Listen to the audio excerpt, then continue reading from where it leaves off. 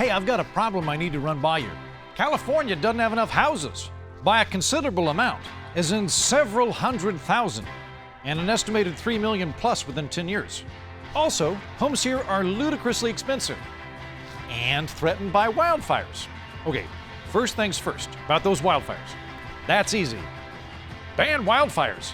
First thing I did when I moved to California is sponsor a referendum outlawing feral infernos. Problem solved. But that does still leave the broader issue of a spectacular shortage of affordable housing. Now, this is a complex topic with a lot of different policy implications, but today we're going to explore just one that would go a long way in making me not regret deciding to live here for some reason. Upzoning, lifting restrictions on the kind of houses you can build, because most of California has literally outlawed building anything other than one-family homes. Now, I'm not sure you quite believe me about the dire nature of housing in California. The median price for a house in this state is $600,000, which is twice the national level. For $600,000, you could buy a house in Nevada and Alaska and spend your entire life just avoiding summer and winter. Or you could buy a house in Oklahoma, plus 1,100 or so tool sheds.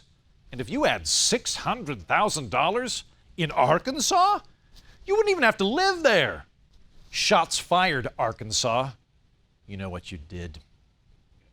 4 of the 5 most expensive residential markets are right here in California. And in a separate but nonetheless related issue, California only has 12% of the U.S. population, but a quarter of its homeless population. Not only is housing insanely expensive, there's not even enough of it to go around. Now, at first I thought, maybe we can trick houses into migrating here from Canada. Or maybe we can just encourage people to leave, which I do all the time. Terry, go away. Nobody likes you. Move to Kentucky. It's full here, Terry. But it turns out these solutions don't work at all. Terry is very much at large, and it is awkward. So let's explore why there's a dearth of affordable housing here. To understand that, we need to understand zoning, a concept I know lots about because I've spent the last 16 years of my life in the friend zone. Zoning is when the government tells private citizens what they can use a particular piece of land for, or the sorts of buildings they can construct on it. In a targeted, highly limited capacity, that makes sense. I wouldn't oppose a law which forbade schools from being put downwind of a mustard gas factory. Los Angeles enacted its first zoning ordinance in 1904 to prohibit any public laundry or wash house from entering a residential district, which I initially assumed was to protect people's homes from chemicals. Okay, makes sense. Protect people from harmful chemicals, okay. But it turns out the law was actually to protect Los Angeles from Chinese people. Chinese immigrants had come to the state during the gold rush.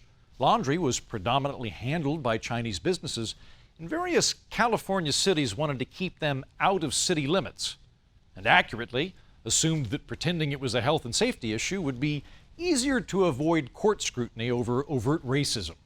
Off to a bang-up start. In 1908, Los Angeles took things a bit further, dividing the city into industrial and residential districts. Okay, I could maybe see some unintended consequences to that, but overall I get the impulse to avoid putting factories next to gazebos. Okay. But then, in 1934, Congress passed the National Housing Act, along with the Federal Housing Administration.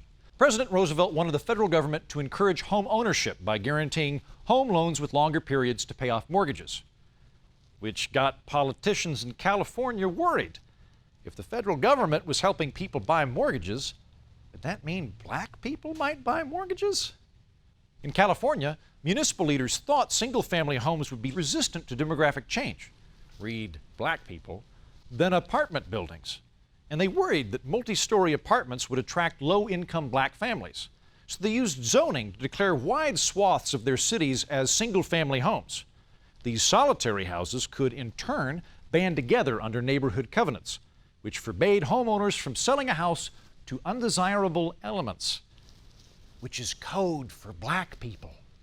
The municipal storm of vicious mayonnaise white blasted its way through California. In 1933, less than 5% of Los Angeles' zoned land was restricted to single-family homes. Today, nearly half of Los Angeles is set aside for single-family homes. Of the land zoned for residential construction, 75% is reserved for single-family homes. That is to say, right now, if you want to build a duplex or an apartment building in Los Angeles, you can only legally do it in less than a quarter of the land in LA. Okay, so other than a history of trying to soft-pedal segregation by redlining black people out of California cities, what's the harm of putting a cap on how many people can live in one place? Well, one of the effects is massive urban sprawl.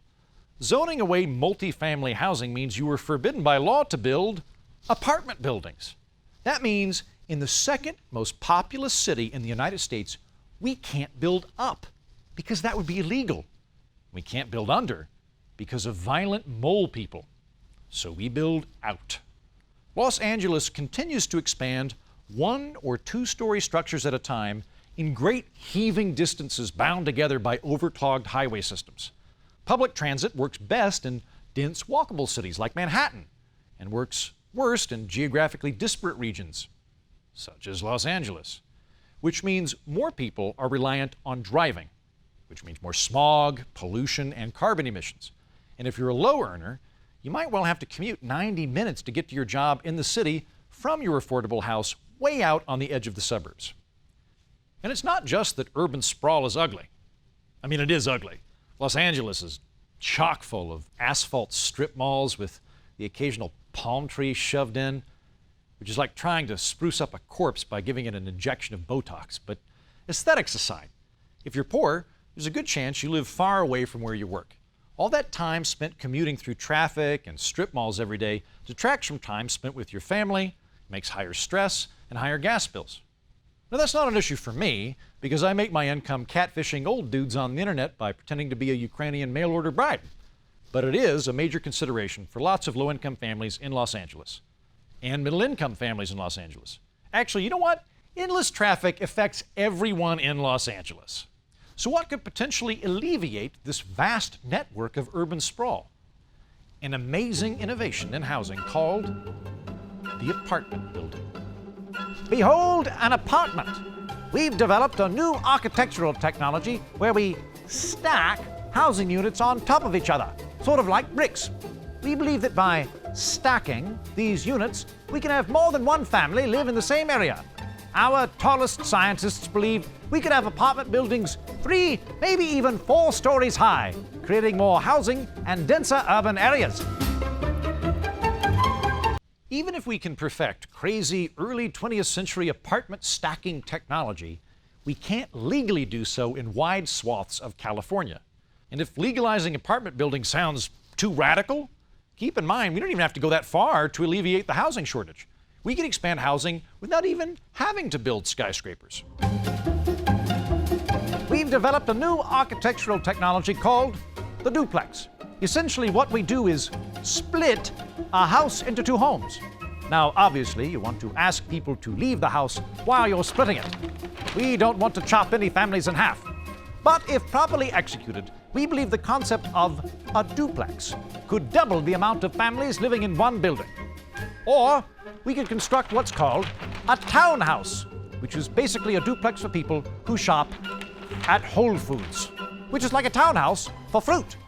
Either way, there are a variety of methods to provide housing other than a single big house with one family and a big backyard, with a lawn, in the desert, for some reason.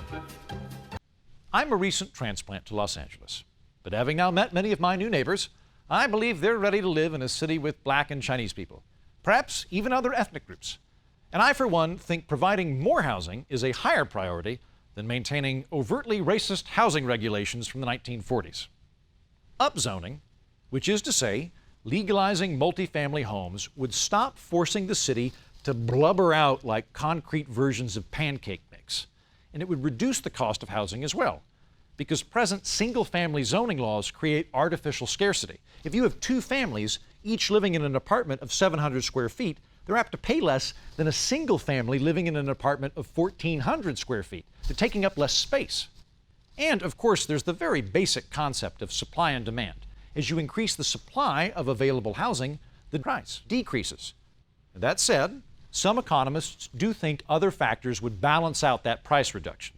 They're concerned that when you build multiple apartment buildings in one space, landlords have more tenants to charge, and the land itself becomes more valuable and therefore more expensive as a result. Meanwhile, while you do increase housing, you also increase property values, so the price doesn't actually drop. Okay, I will acknowledge that risk. But unquestionably, upzoning would at least provide more housing. Observe, this is my ideal ranking of housing situations. Free castle, sublet in the Playboy Mansion, low rent abundant housing, high rent abundant housing, high rent insufficient housing, bunk bed situation, bunk bed with cats, and finally there at the bottom, roommates with violent mole people. As you can see on my chart, while high rent abundant housing is not ideal, it's still better than high rent with insufficient housing. Now, to California's credit, lawmakers have partially repealed some of these single-family occupancy laws. In 2019, the state made it a right for all homeowners to build accessory dwelling units, sometimes called in-law suites, of up to 800 square feet in their backyard, which is a huge step forward. 800 square feet is larger than my current apartment. It basically lets people who own a house rent out a smaller house in their backyard. Good. Why not extend that logic further? And in the meantime, if you own one of these 800 square foot mother-in-law suites and it's less expensive than my 500 square foot porchless bachelor box, let me know, because I'm really paying a lot for that. In conclusion, if your state has an embarrassing abundance of cheap, affordable housing, you can fix it by emulating California. And if California wants to fix many of the housing problems of its own making, it can implement upzoning. And then repudiate the ghost of racist municipal planners that screwed up housing for everyone. With the Pacific Legal Foundation, I'm Andrew Heaton.